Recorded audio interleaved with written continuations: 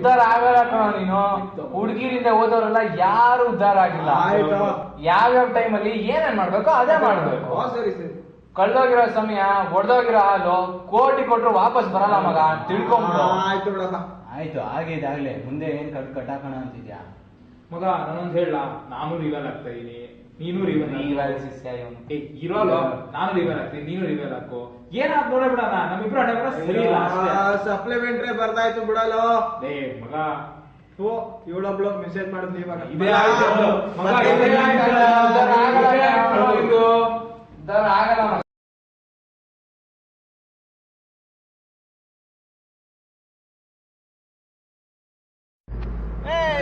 ಹೇಗಿದ್ಯಾ? ಆರಾಮ? ಓ ಸೂಪರ್.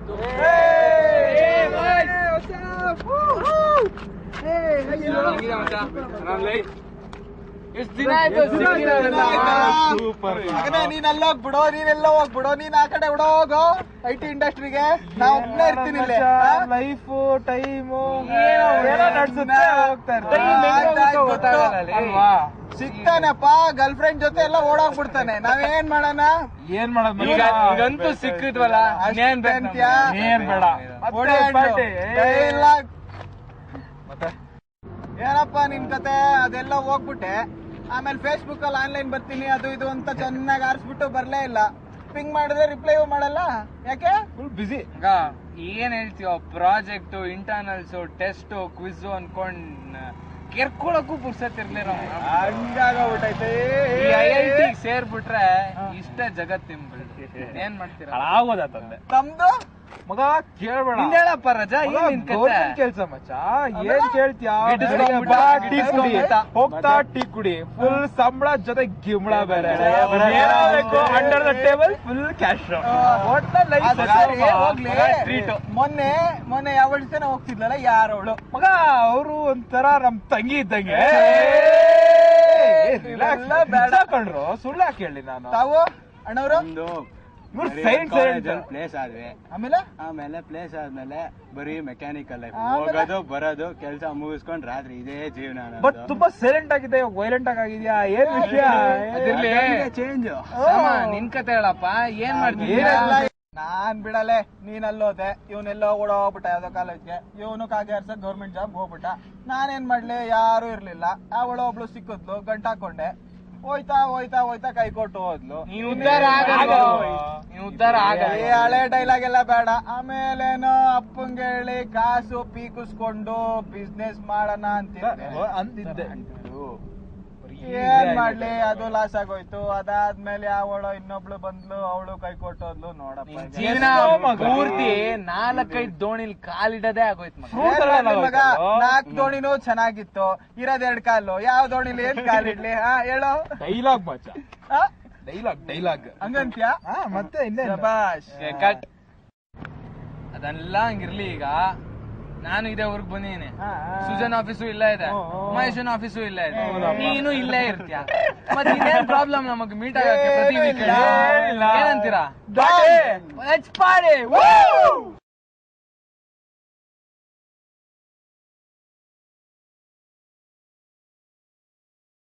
ಏನು ಇನ್ನೂ ಬಂದಿರೋ? ಎಲ್ಲ ಮಗ, ಅವನು ಫೋನ್ ಎತ್ತಾ ಇಲ್ವಲ್ಲ? ಸ್ವಿಚ್ ಆಫ್ ಮಾಡಿದ ನೀನು? ಇಲ್ಲ, ರಿಂಗ್ ಆಗ್ತಾ ಇದೆ, ಎತ್ತಾ ಇಲ್ಲ ಅವನು. ಯಾವಾಗ್ಲೂ ಹೀಗೆ ಮಾಡ್ತಾನ. ಎಷ್ಟೊತ್ತಾಯ್ತು ಮಗ?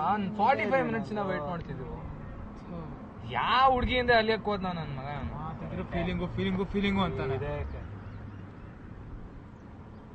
ಎಲ್ಲೋ ಹೋದ ಮಗ? ಅದೇನೋ ಕಾಣಿಸ್ತು. ಏನೋ ಅದು? ಏನೋ ಲೆಟರ್ ಇದ್ದಂಗಿದೆ. ಏನದು? ನೋಡು ಸುಜನ್, ಬೇಗ ಬೇಗ.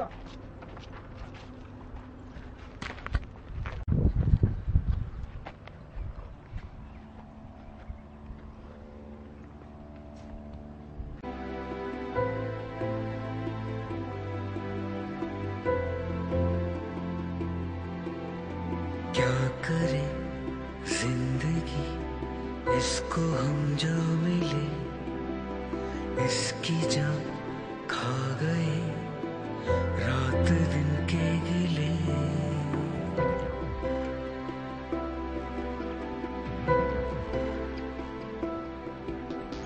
क्या करे जिंदगी, इसको हम जो मिले, इसकी जान खा गए रात दिन के गिले, रात दिन गिले।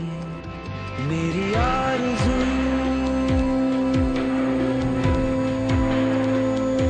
कमीनी,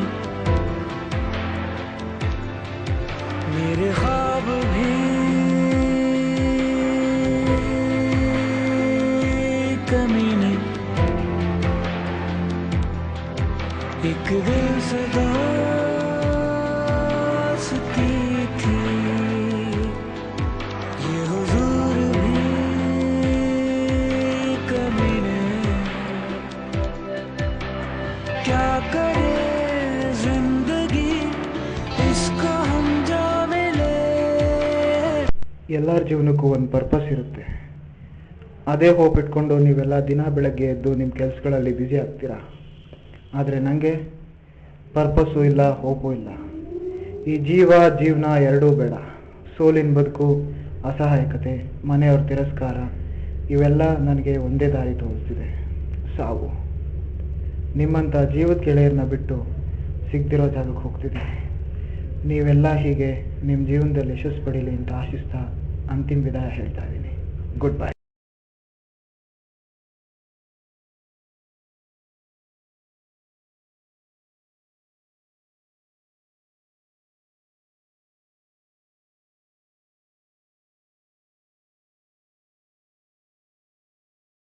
ಹುಟ್ಟು ಉಚಿತ, ಸಾವು ಖಚಿತ. ಈ ಉಚಿತ ಹಾಗೂ ಖಚಿತಗಳ ನಡುವಿನ ಜೀವನಕ್ಕೆ ಬೇಕು ಸಮಚಿತ್ತ.